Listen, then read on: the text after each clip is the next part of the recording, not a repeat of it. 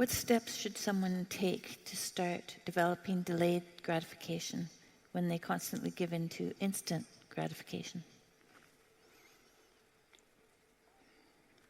Well, okay, imagine, I know the answer to this to some real degree because I had graduate students in particular who I picked because they were very smart and often very creative, but sometimes they weren't very conscientious.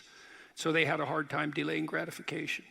And so, well, I would say, if you would like to discipline yourself, which is a very good idea, you need to pick a direction. Pick a direction you want to go first. Pick a goal you would like to attain. And a medium to long-term goal. You might imagine something you need and want, some attainment that would motivate, whose pursuit would motivate you. And you can ask yourself that. It's a good question to ask yourself in general. This is a very good question to ask yourself is, if you could have what you needed and wanted, what would that be?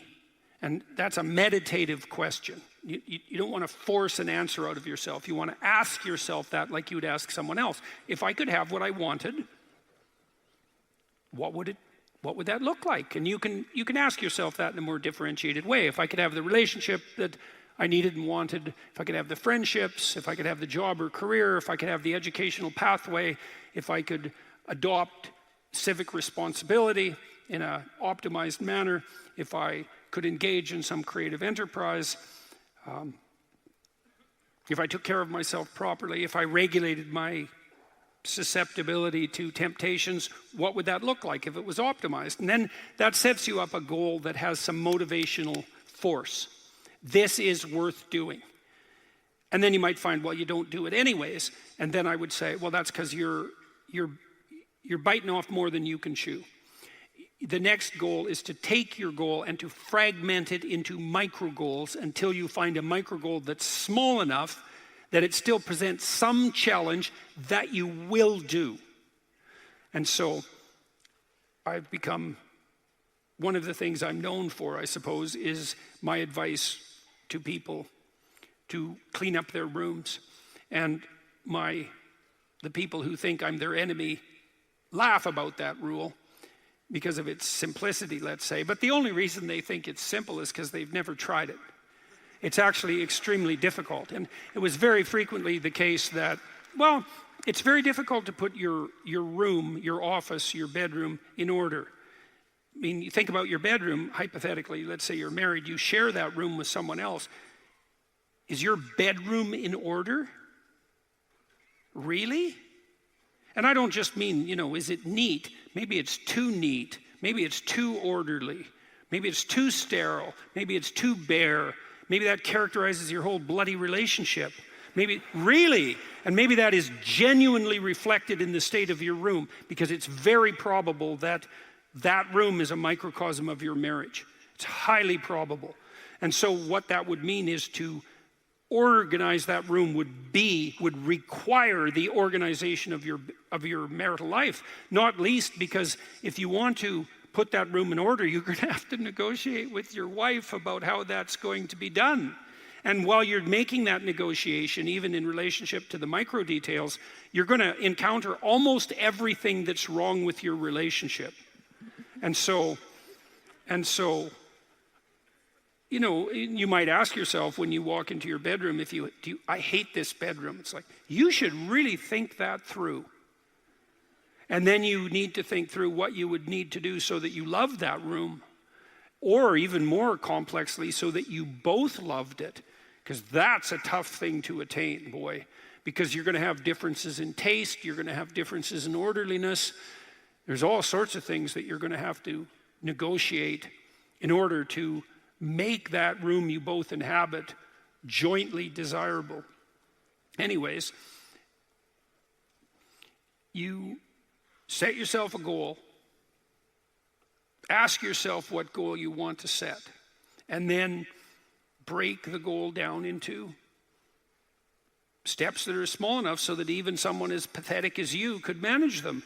And that requires a tremendous humility. I know it was frequently the case, for example, with my clients, that I would do an analysis of their situation in life, and let's say, just for the sake of argument, that someone was 30, living at home, in the bedroom they grew up in high school, in a complete bloody state of disorder, both moral and practical. And one of the relatively simple steps that we might agree upon with regards to moving forward is the person might think, well, I'm 30, I'm really immature, I haven't taken any responsibility for my life, my mother still makes my bed and cleans up after me. It's like, well, why don't you just start with that? Because you're not going to just fix your life. Why don't you just try to clean up your room like you're a mature 14-year-old instead of a dreadfully dismal 30-year-old? And so, first of all, it's really hard for someone, even if they're desperate, to admit that that's necessary, right? Because it's so bloody humiliating. You mean, really, I'm so damn useless that my basic goal is going to be to clean up my bedroom? It's like, well, looks like it. And actually, it's worse than that, because then you ask the person, you negotiate with the person, they say, well, I'll try to clean up my room. Then they come back the next week and they say, I had one client, this was so funny, he's going to vacuum his rug. That was his goal for the week. He just had a child out of wedlock, and he was afraid that he was going to be a very bad father, which was a very realistic fear. And so he wanted to put himself together, and so that's why he came to see me. And he lived in this squalor, and one thing we decided to do was that he could vacuum the rug, which he hadn't done for like 12 years because his mother would do it. And so it was so funny, it's so unbelievably comical. He went and got the vacuum, a stand-up vacuum, an upright vacuum, and he brought it into his room, but he didn't bring it all the way in. He put it in the doorway, leaning like this across the doorway. And then instead of vacuuming his room, he stepped over that bloody vacuum cleaner for a whole week and then came and told me that he couldn't do it. It's like, it's not surprising to me at all, because you think, well, that's such a trivial thing. It's like, if it was such a trivial thing, he'd have a clean room. It's not trivial at all. That chaos in his immediate environment was deeply emblematic of the chaos of his life. They were the same thing. And so for him to even begin the process of bringing order to chaos, which is a divine process, by the way, and the highest moral requirement, he had to be willing to face the catastrophe, the chaotic catastrophe of his life. And he hadn't done that for like 30 years. Why was he going to start that week? Just because he said he was going to? It's like, good luck. So what you do as a therapist in that situation is you just make the task smaller until you find a task so small, but still moving forward, that the person will do. So I might have said, I don't remember the particulars of the situation, I might have said, well, do you think you can get that vacuum cleaner, do you think you could move it out of the doorway into your room? That's all you have to do this week. Do you think you can do that? And I'd say that and offer that without being contemptuous. Like, you have to be very careful about such things. And I know that this is more complicated than it looks. And I also know that the first step taken towards the domination of chaos and its transformation into order is a cardinal and difficult step. And so you can make it small, and that's fine, it'll still work. So I might say, well, just move the vacuum cleaner inside your room. And then I would also say to someone in that situation, don't do more than that. If the agreement that you've made with me and with yourself is that that's enough, abide by the contract that you've written with yourself and allow yourself to be grateful for the fact that you had the courage to take even a single step forward. And don't push your bloody luck, because maybe you'll have a brief fit and vacuum the whole rug, and then you'll be so annoyed at how you've destabilized your entire life that you'll redouble your attempts to make a mess, and the place will be more like hell than ever for 2 months.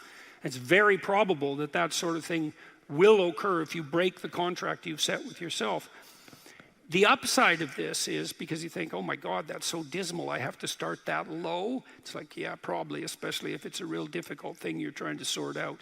You have to start as low as you are useless, and that's low.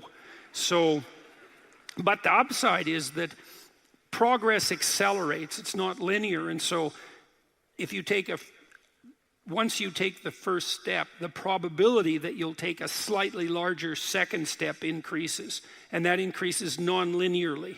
And so once you get the ball rolling, so to speak, once you start pushing the rock uphill, you can do it faster and faster. And so even if you have to start in a very humiliating manner, that doesn't mean that's where you'll end. One of the things that Tammy and I learned to do, and this was a consequence of me being trained as a behavior therapist, is, we'll just take an example that maybe I was trying to learn how to compliment her when she dressed nicely.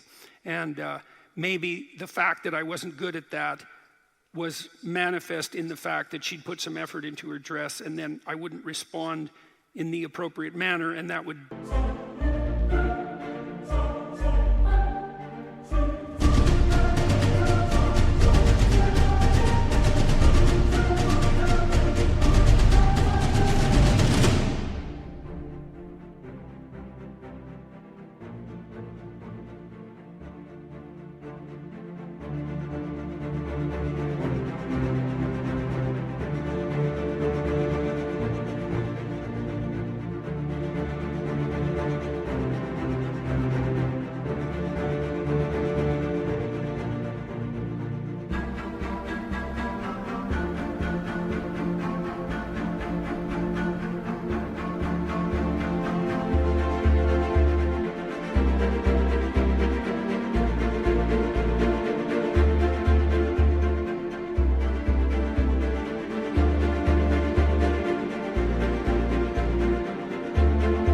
dishearten her. And I don't particularly remember that exactly happening, but it'll be a perfectly reasonable example. And so then she would be displeased. And then the question would be, well, is she displeased because I'm too stupid to offer a proper compliment? Or is she displeased because she's so needy and lacking confidence that she needs a compliment that would go beyond the ordinary? And the answer is, what the hell do we know? Could be one or the other or both.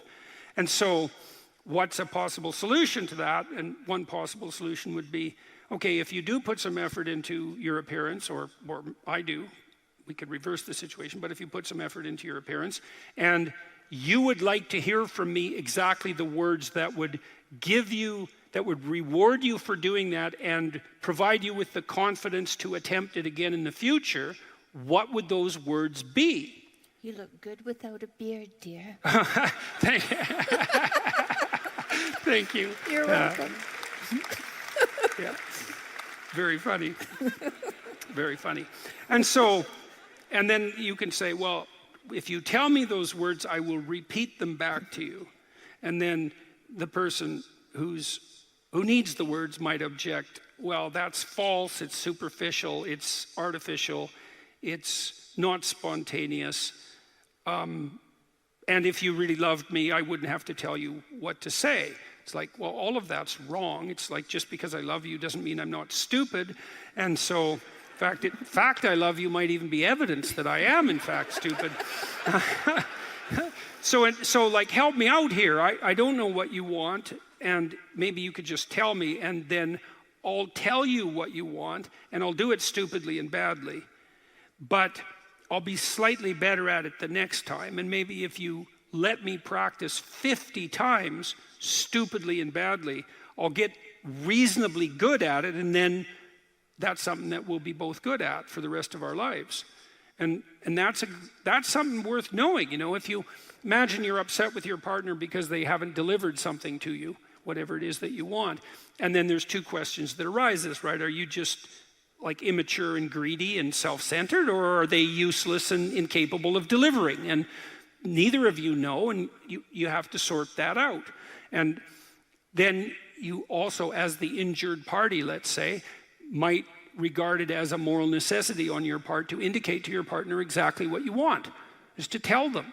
Like, it looks to me like if you did this or said this, then that would satisfy me. And then you might say, well, is that reasonable? Do you feel that it would be reasonable for you to offer that? Would you be willing to offer that? Am I pushing you too far? Those are all things that have to be sorted out. And then You can practice that, and you can practice that with the resolution of every dispute that...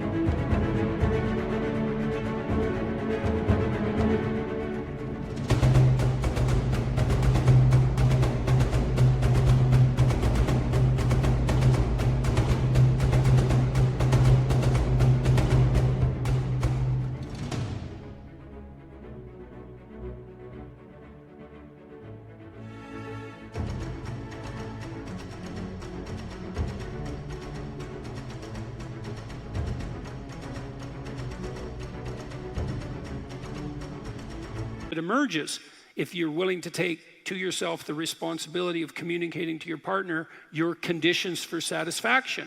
It means you have to admit them to yourself too, which is also very difficult.